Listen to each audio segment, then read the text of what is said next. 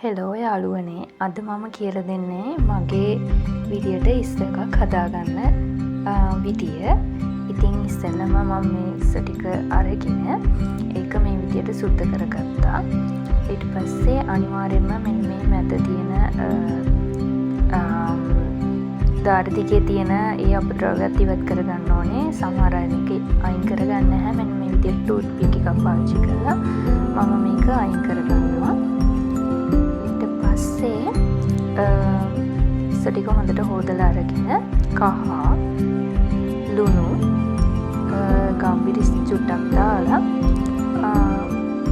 හොඳට අත ගාලා වතුර චුට්ටක් දාලා මම මේක තම්බ ගන්නවා. තම්බ ගන්න හැ ගොඩ වෙලාවක් මේ වගේ කලර් චේන්ජ් එක වෙනකන් තමයි මම තම්බ ගත්තේ. විනාඩි 3-4ක් වගේ.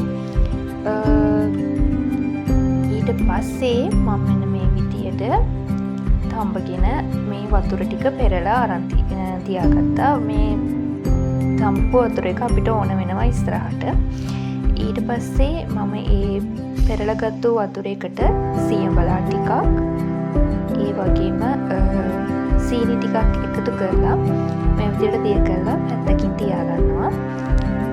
ඊට පස්සේ අපිට ඕන කරන මාළු මිරිස්, ලූණු, තක්කාලි, ඒ වගේම සුදු ලූණු, රාම්පි කරපිංචා, ඒ වගේ දේවල් ටික ලෑස්ති කරගෙන මේ විදිහට ඊට පස්සේ පෑන් එකක් ලිපේ තියලා ඒකට ඉස්සෙල්ලාම අපි අර තඹගත්තු ඉස්සු ටික දාලා පොඩක් පෑන් ෆ්‍රයි කරලා ඉවර වෙලා ඔයිල් එකේ මම ඉස්සු ටික අයින් කරගන්නවා. ඊට පස්සේ අපි ආයෙත් ඒ පෑන් එකම අරගෙන ඒ තෙල් ටිකටම අර අපි කලින් හදාගත්තු සුදු ලූණු, ඉඟුරු, ඒ වගේම කරපිංචා, රම්පේ මම කරාබුනට්ටක් පාවිච්චි කරා. ඒ වගේම එනසල් ස්වල්පයක් මේ විදියට දාලා ඒ ටික මෙහෙම ෆ්‍රයි වීගෙන එද්දි පොඩක් කලර් එක චේන්ජ් වෙද්දි මම මේකට එකතු කරනවා අපි කලින් හදලා තියාගත්තු මාළු මිරිස් ටික ඉස්සෙල්ලාම එකතු කරගන්නවා.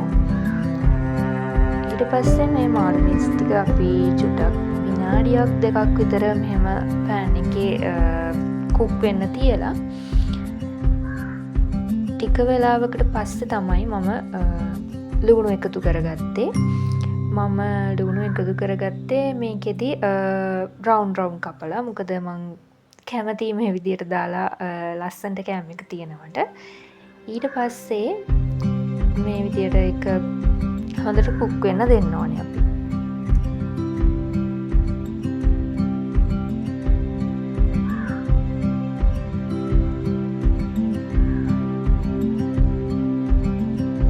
ඊට පස්සේ ඒ අතර මඟදී මම එකතු කරා මේකට ලුණු, ඊළඟට ගම්බිරිස්, ඒ වගේම කැරිමිස් ටිකකුත් අපි එකතු කරගන්න ඕනේ. අද මං හදන රෙසිපි එකේදී මම මුකුත් සෝස් වර්ග පාවිච්චි කරන්නේ නැහැ. සෝස් වර්ග නැතුව තමයි හදන්නේ. ඔයාලට ඕන නම් සෝස් එකතු කරගන්න පුළුවන්. ඊට පස්සේ මේ විදියට මේක අපි කලවම් කරලා හොඳට කුක් වුණාට පස්සේ තමයි අපේ ඉස්සෝ ටික එකතු කරගන්නේ. ඊට කලින් ඉස්සෝ ටික දාන්න කලින් මම මේ විදියට අර මං කලින් අරන් තියපු රහස් දේ අපේ අර ඉස්සෝ තඹපු වතුර එක සියඹලයි සීනි කලවම් කරලා තියපු එක අපි මේ විදියට එකතු කරගත්තා. ඊට පස්සේ ඒක මේ විදියට කුක් වීගෙන එද්දී චුටක් වෙලා අපි හොඳට කුක් වෙන දෙන්න ඕන. මේකේ තියෙන රස අර එළවලුත් එක්ක එකතු වෙන්න. ඊට පස්සේ අපි මේකට එකතු කරනවා අපි අර කලින් හදලා තියාගත්තු ඉස්සෝ ටික. එකතු කරලා හොඳට කලවම් කරනවා. හොඳට කලවම් කරලා ටික වෙලාවකින් අපි එකතු කරගත්තා මේකට තක්කාලි. තක්කාලිත් මම රවුන්ඩ් විදියට තමයි කපා ගත්තේ.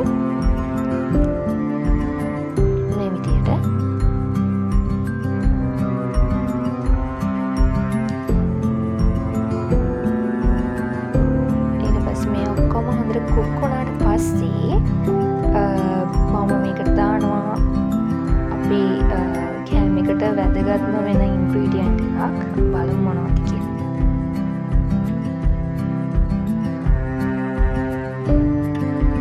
මේ තියෙන්නේ ඒ ඉන්ග්‍රීඩියන්ට් එක මුරුංග කොළ. මොකද ඉස්සෝ සාමාන්‍යයෙන් උෂ්ණ කෑමක් නිසා මේ විදියට මුරුංග කොළ ටිකක් එකතු කරගන්න පුළුවන් නම් ගොඩක්ම හොඳයි. මේ තියෙන්නේ මගේ ෆයිනල් අවුට්කම් එක. Thank you.